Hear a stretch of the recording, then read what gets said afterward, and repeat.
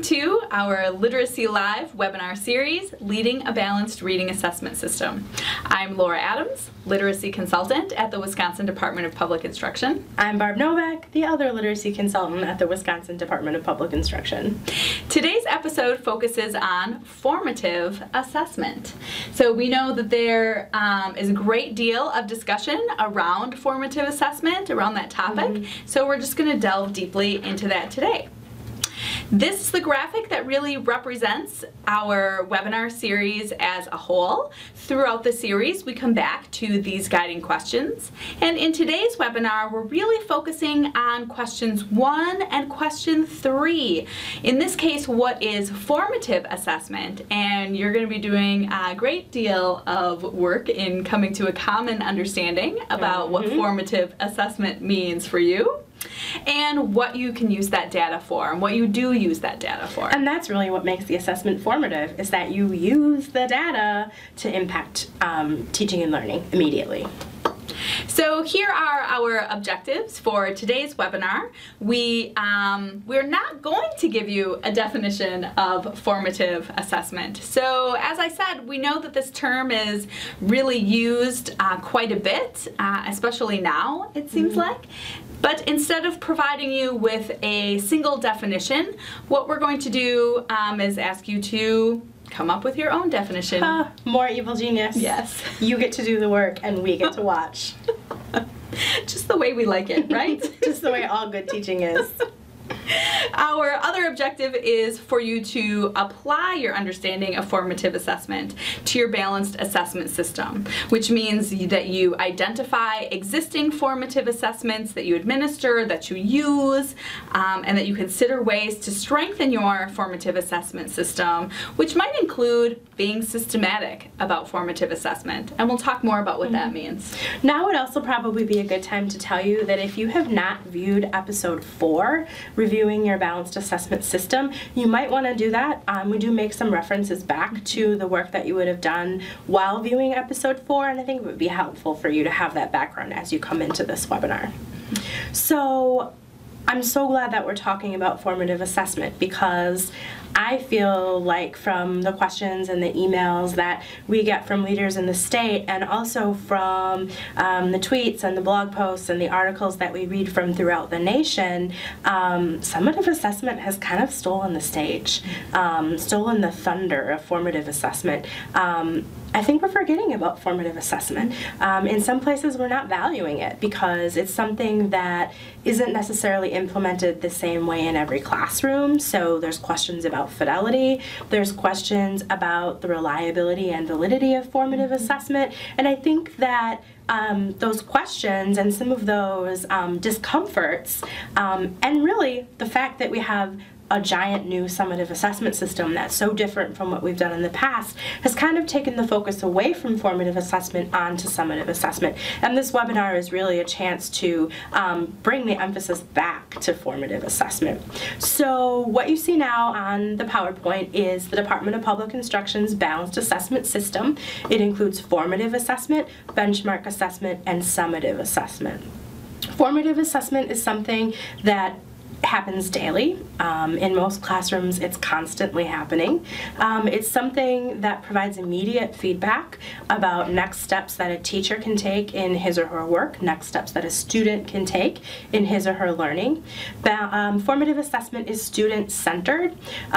In some cases, that could even mean that the student is engaging in the assessment, him or herself, doing some kind of a self-assessment, and then adjusting his or her work or behavior based on those assessment results. And it's something that happens very quickly, very naturally, throughout the course of instruction.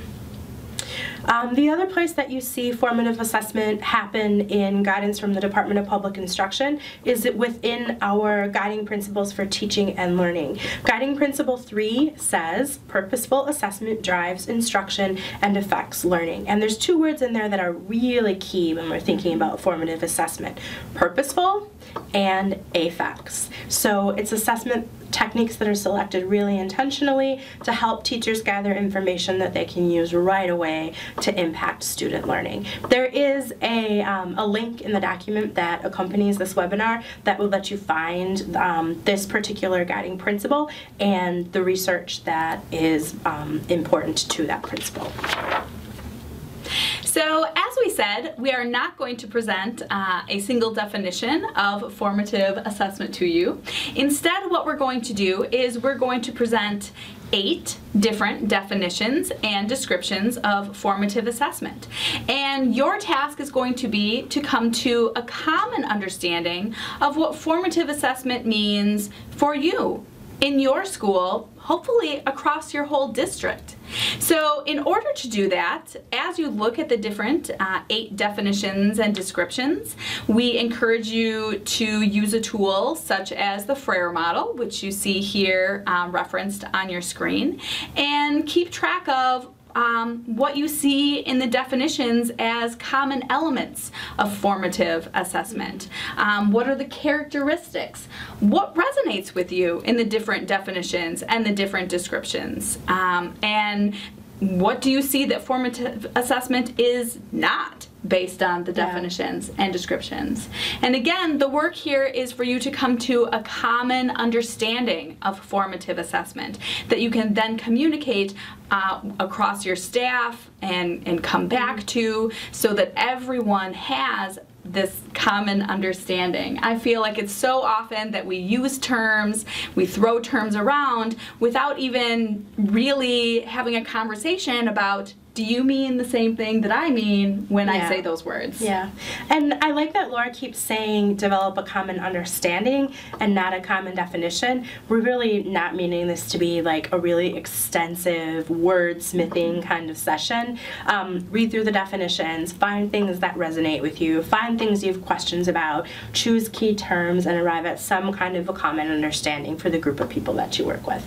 So now you'll see some different definitions and descriptions of formative assessment. Take your time, pause the webinar as you need to, and have some collaborative conversations about each of the definitions and descriptions in turn.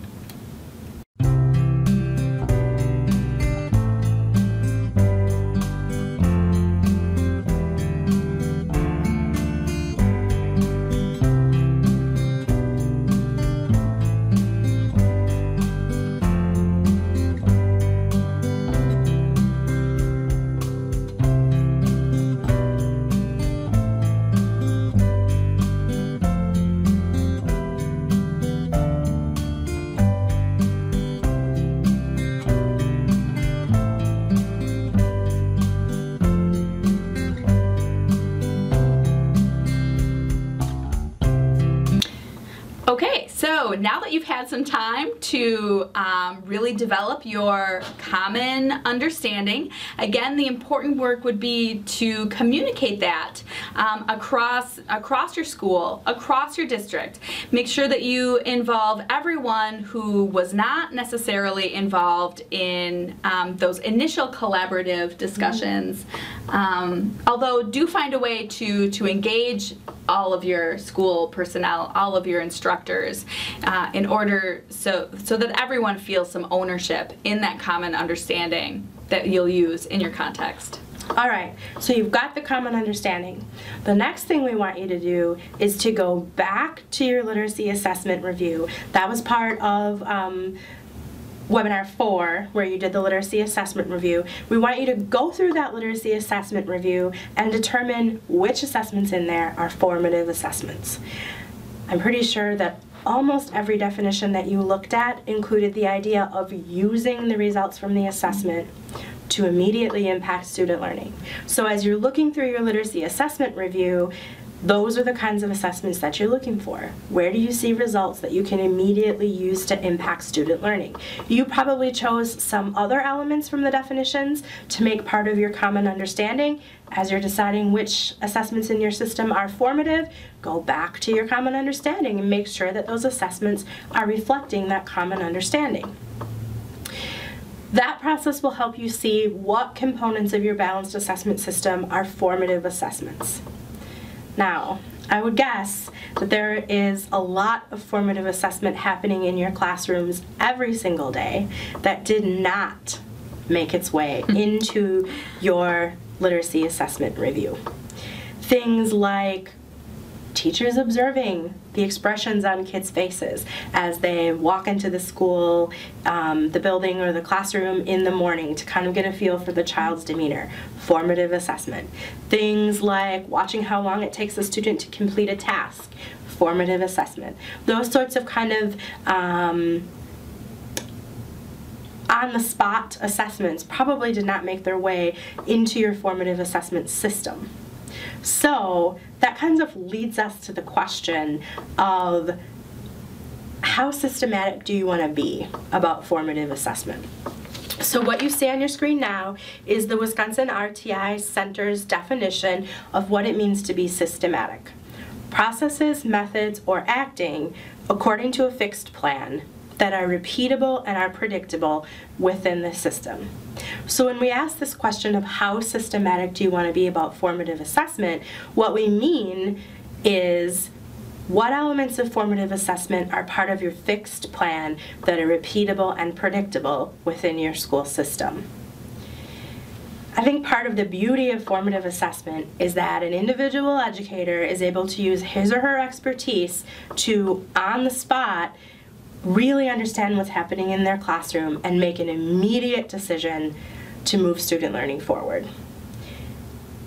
When you start to be systematic about that process, I think you run the risk of maybe becoming prescriptive, for lack of a better word, and losing what's really at the essence of formative assessment.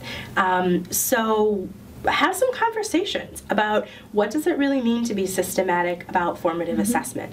Maybe that means that all of your teachers have consistent training in what formative assessment means. Maybe that means that all of your teachers have a common definition of proficiency in a particular standard and a list of formative assessment techniques to work from to gauge students' understanding relative to that proficiency statement.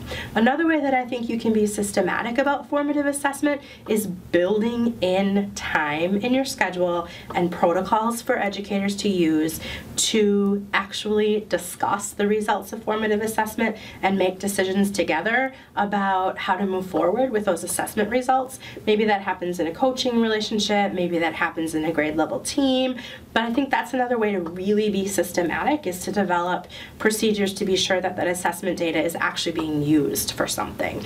I really think that Laura and I are just genuinely throwing that question of, do we want to be systematic about formative assessment? I don't think we have an answer to that. No. This isn't just a place where we're saying, oh, that's a local decision. Like, we really don't have an answer to that. It really is a local decision. And I think it's an incredibly important decision because, especially in the case of reading and writing, teacher expertise matters. And it matters a whole lot in understanding where a student is and understanding what steps might be the most appropriate for that student to take next. And in designing your formative assessment system, I wouldn't want to see that lost in the name of being systematic. Did you want to add anything about that? I really was just going to reiterate the point that really what Barb is saying here is that it's important to have common understandings and perhaps some common formative assessment practices, but it's equally important to retain that that individual teacher decision-making power, that agency of the teacher, him or herself, because in order to respond to student needs. So if we're thinking about an example of what it means to be systematic as a grocery store, for example. Yeah. I like this metaphor. Yes, so if we're thinking about an example of what it means to be systematic as a grocery store, then that means that I can expect the same kinds of things in any grocery store in the United States. So whenever I pull into a grocery store, I have a general idea of what kinds of things I'm going to expect, what kind of things I'm going to encounter, and how it works. But I also know that I can bypass the bakery if I have enough fresh bread at home. Yeah, and there's sections, like there's a produce section and there's a bakery and there's a deli, but they don't always show up in the same order in every grocery store. Like sometimes you walk in the door and you walk right into the produce section. Other times you walk in the door and you walk right into the bakery section, but you still kind of know what to expect in each section and that there's a rhyme and a reason to it. It doesn't happen by accident. And maybe that's how you're going to choose to be systematic about formative assessment within your district. Mm-hmm. Exactly. So we do have a variety of rich and varied resources around the topic of formative assessment, and we really want you to check those out. Some of the things that are included in our additional resources, which are listed right here on the same page as the webinar, in the form of links and in the form of a supplementary PDF document, things like additional research briefs around formative assessment. The Wisconsin RTI Center has a great professional learning module on the topic of formative assessment. That's something that you may want to engage your staff in order to further develop or initially develop a common understanding of what formative assessment means. You can also find some links to some Wisconsin educators talking about formative assessment as a tool in order to close achievement gaps as a part of State Superintendent Evers' task force promoting excellence for all. So although we don't have time to spend on each one of these great resources, we do encourage you to check them out, and we think they'll be very valuable to you. So again, we would really want to think about why we're doing what we're doing, and I really see formative assessment as being that tool or that process that helps us support our students in becoming readers, writers, speakers, listeners, effective users of language in order to be successful. And again, if we're really honing in on that key component of formative assessment as providing immediate feedback to students, then we're helping support their metacognition. Mm-hmm. We know that there's a great deal of research around the power of metacognition, and we're really, if we're engaging in that aspect of formative assessment, we're supporting students in being aware of their own learning, helping to establish their own learning goals, and understanding what works for them and what doesn't work for them, which is really giving them the tools that they need to be lifelong learners, both in and outside of the school setting. And of course, here is our contact information. Please contact us with questions, with success stories, with that would be awesome. Yeah, it kind of would be awesome. So with anything that you might need, we're always a phone call or a click away. Thanks.